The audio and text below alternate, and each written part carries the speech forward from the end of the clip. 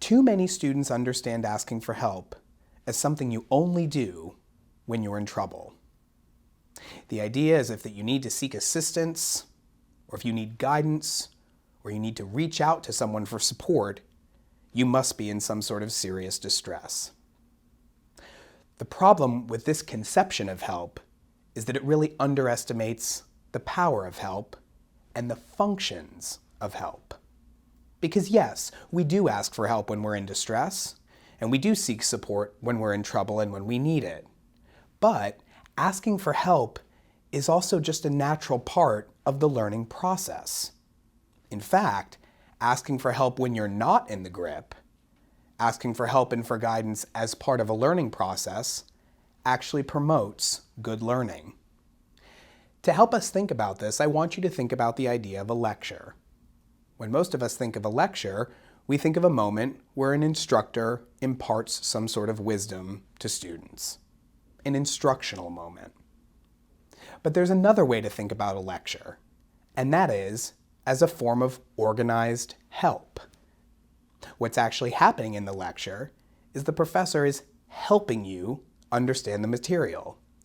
The professor is guiding you through information that you maybe haven't seen before. The professor, in a lecture, is essentially offering academic support.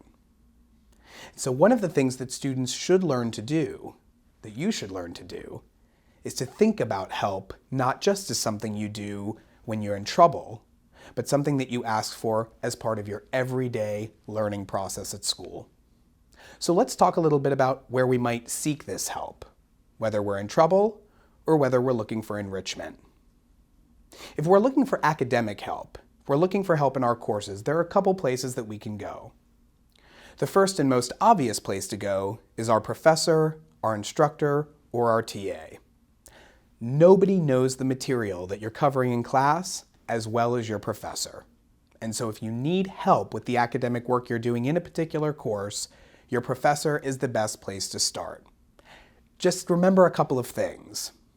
The first is that some professors are going to want you to ask for help in particular ways. For example, it may not be appropriate in every course to raise your hand to ask every question you have as that question arises. Especially in larger courses, professors may want you to email your questions or to hold your questions until after class or office hours. The other thing to remember is that while your instructors may be the most useful people to talk to, it may not actually be your professor, but rather your TA or your graduate student assistant who's the best person to go to first. Not only because that person is a little bit more available, but because it may actually be that person's primary responsibility to provide exactly the kind of help you're seeking. Second, if you need academic help, talk to your dean or your academic advisor. That is the person who's most likely to be thinking about you as a whole student, not just an enrollee in a particular course. So if you're having some sort of difficulty, or if you just need help doing academic planning, that person is the person you want to speak to.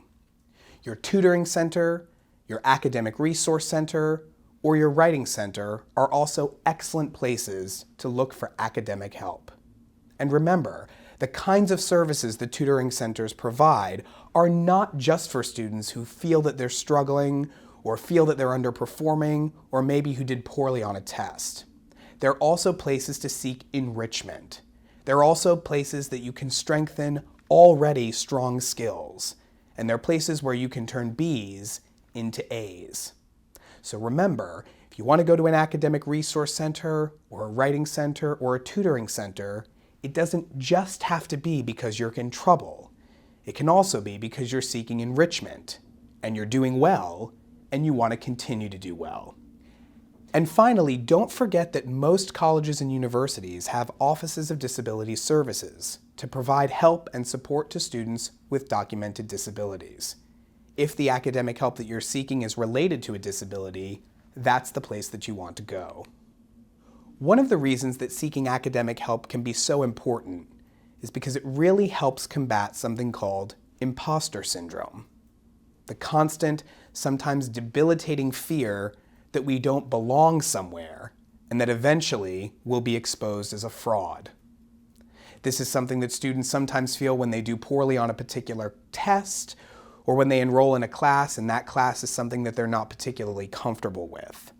They feel like an imposter. They feel like they don't belong. And it can be a difficult thing to manage. But seeking academic support early and proactively can really help manage that sort of fear. Because as you build your skills and as you do better in your courses, you'll feel less like an imposter and you'll feel more like you belong. Academic help isn't the only kind of help people seek. You may also need to seek health-related help. And again, different campuses are going to offer different services, but most campuses have at least the following.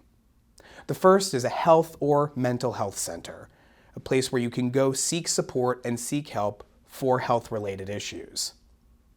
Most campuses also have a wellness center that helps students think about staying well and leading a balanced life while they complete their studies.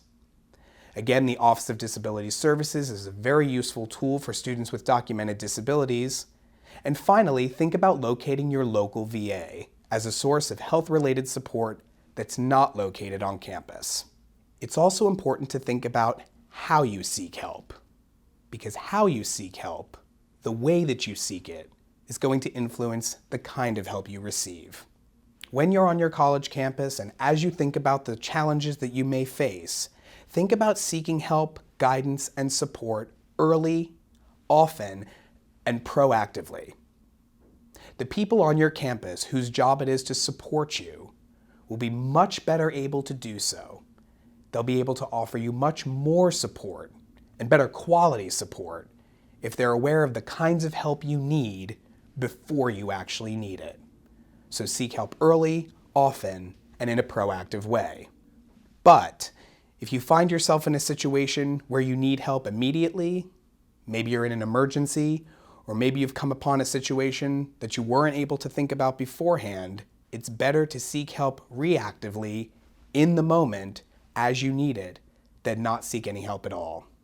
Every college campus has resources available to help students, so educate yourself on what those resources are on your campus so that if you need help in the future, you'll know where to get it.